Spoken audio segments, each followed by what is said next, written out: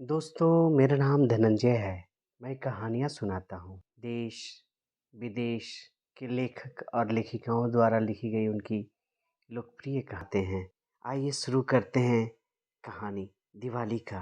भारत में बहुत समय पहले राजा दशरथ कौशल राज पर शासन करते थे। अच्छा राजा होने के नाते उनको सारा प्रजा बहुत प्यार करता था। वह एक परोपकारी राजा थे और बुद्धिमान भी। उनके 4 बेटा थे, जिनमें से सबसे बड़ा राजकुमार राम राजा दशरथ के उन चारों बेटों में से सबसे बड़ा और सबसे प्रिय थे। वह अपने पिता की आँखों का तारा कहे जाने वाले थे। राम ने सुंदर राजकुमारी से विवाह किया, जिसका नाम सीता था।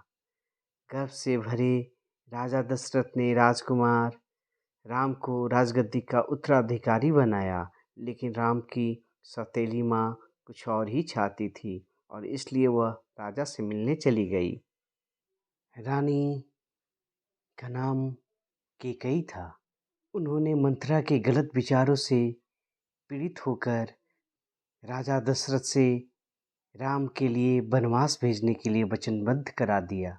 उन्होंने राजा दशरथ से कहा कि आपको याद है वो मेरा 2 वचन? बहुत पहले आपने जो मुझे दिया था।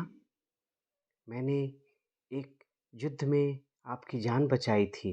रानी कैकेयी ने राजा को याद दिलाते हुए कहा, और आप बदले में आपने मुझे 2 वरदान मांगने का वचन दिया था।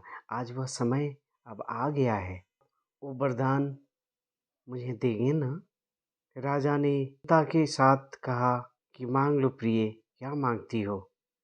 मेरा पहला वरदान यह है कि आप मेरे पुत्र भरत को राजा बनाएं, और मेरा दूसरा वरदान यह है कि आप राम को 14 साल के लिए जंगल में भेज दें। राजा दशरथ ने यह वरदान सुनकर बहुत हतबुद्ध हो गए।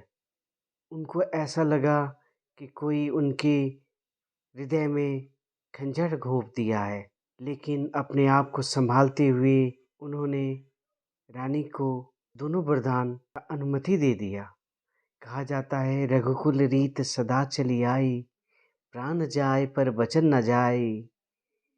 तो राजा रघुकुल की रीत को, उस मर्यादा को बनाने के लिए उन्होंने रानी को हाँ कर दिया। लेकिन उन्होंने कहा कि मैं यह कैसे कह सकता हूँ कि राम तुम वनवास चले जाओ, मैं जी नहीं पाऊँगा। लेकिन मंथरा ने ऐसा कान भरा था रानी कैकेयी को कि वह कुछ न सुन पाई। राम को बुला के राजा दशरथ ने उनको आदेश दिया। राम ने अपने पिता का इच्छाओं का पालन किया। राम ने अपनी पत्नी सीता अपने भाई लक्ष्मण के साथ जंगल की ओर प्रस्थान कर दिए। कई साल बीत गए। राम, सीता और लक्ष्मण जंगल में सुख से रहते थे और खाने के लिए जंगल फल और सब्जियां एकत्रित करते थे। एक दिन राम और लक्ष्मण एक सुनहरे हिरन को पकड़ने की कोशिश कर रहे थे, जिसे सीता ने पेड़ों के बीच देखा था। यह सबसे सुंदर जीव था, इसलिए उन्होंने यह निर्णय लिया था कि वह इसे पालतू जानवर के रूप में रखना चाहती थी। जब राम और लक्ष्मण चले गए थे, एक बूढ़ा व्यक्ति उनकी कुटिया के द्वार पर आया। उसने एक साधु की तरह वस्त्र पहने हुए था। क्या उसने कहा, भिक्षाम देहि, क्या वहाँ कोई है? क्या वहाँ कोई है? बूढ़े आदमी ने बुलाया। एक गरीब अजनबी को स्वागत करने के लिए सीता ने द्वार खोला और उसे स्वागत किया।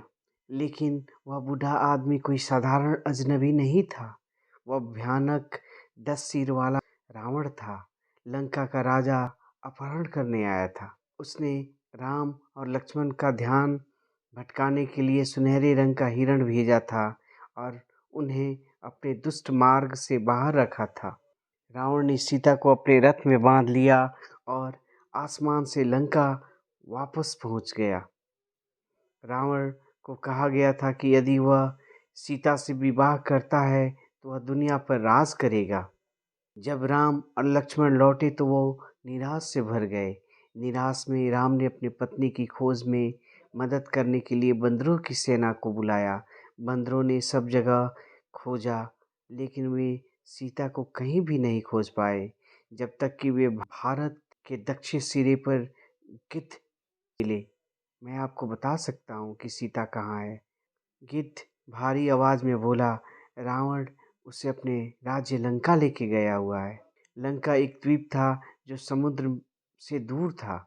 समुद्र को पार करने का कार्य के लिए बंदरों की सेना ने अपनी सेनापति हनुमान को चुना। हनुमान कोई साधारण बंदर नहीं थे, बल्कि वायु के देवता का पुत्र थे। उसने एक लंबी छलांग लगाई और हवा में उड़ते हुए सीधा लंका द्वीप की ओर बढ़ गए।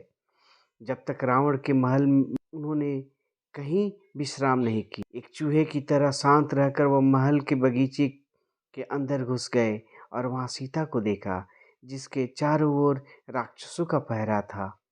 सीता उसे देखकर बहुत खुश हुई, प्रणाम किया और उसे राम तक अपनी अंगूठी पहुंचाने के लिए दी।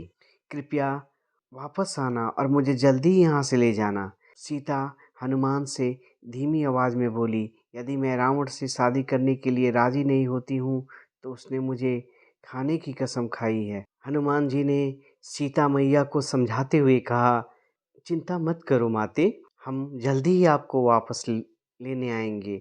फिर उन्होंने विदा लेते हुए सीता मैया को प्रणाम करके वह वापस समुद्र पार करके राम के पास गए और वहाँ सारी कहानियाँ सुनाई।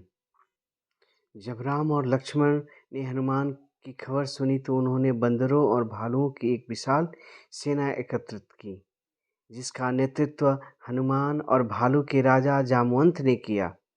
फिर उन्होंने समुद्र के ऊपर एक शानदार पत्थर का पुल बनाया और लंका की ओर प्रस्थान किया। इस बीच लंका में रावण के जासूस ने उसे बताया था कि राम अपनी सेना के साथ आ रहा है। सैनिक को बुलाया और उन्हें युद्ध करने भेजा। जब तक तुम उन सभी को नहीं मार देते तब तक वापस मत आना, रावण उन पर चिल्लाया। पूरे दिन और सारी रात युद्ध चला। आकाश सैनिकों के रोने की गूंज के साथ तीर और भालों से भी भर गया। सुबह तक जमीन खून से लाल हो गई थी। युद्ध के मैदान को देखते ही हनुमान रो पड़े थे और उन्होंने देखा कि कितने दोस्त घायल या मृत पड़े हैं, लेकिन अभी और बुरा होना बाकी था। अचानक हनुमान ने राम और लक्ष्मण के शवों को घायल अवस्था में देखा। वे रावण के सबसे बड़े पुत्र इंद्रजीत द्वारा छोड़े गए बाणों से मारे गए थे। वायु की गति से वह पहाड़, जंगल, नदियाँ और मैदानी इलाकों के ऊपर से उड़ते हुए हिमालय की ओर चले गए। जब पहाड़ पर जादुई जड़ी बूटी उगती थी, इन जड़ी बूटियों को विशेष उपचार शक्तियाँ इन जड़ी बूटियों में विशेष उपचार की शक्तियाँ थीं और मृतकों को वापस से जीवित कर सकती थीं। लेकिन हनुमान सही जड़ी बूटी को ढूंढ नहीं पाए, इसलिए इसके बजाय पूरे पहाड़ को उठा लाए और वापस लंका चल दिए। जल्दी जड़ी बूटियों की मीठी गंध युद्ध को मैदान में फैल गई मीठी गंध युद्ध के मैदान में फैल गई। न केवल राम और उनके भाई जीवित हो गए थे, बल्कि उनके वह सभी सैनिक भी ठीक हो गए थे जो युद्ध के मैदान में घायल हो पड़े थे अथवा मृत पड़े थे। अब अंत में राम के लिए अकेले रावण का सामना करने का समय आ गया था।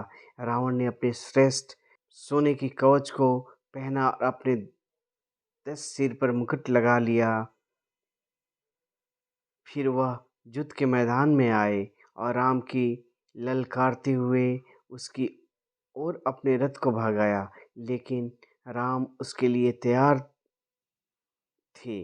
धीरज से उसने अपने धनुष पर एक सुनहरा तीर चढ़ाया, सावधानी से निशाना लगाया और छोड़ दिया। देवता द्वारा दिया गया वह बाण रावण के सीधे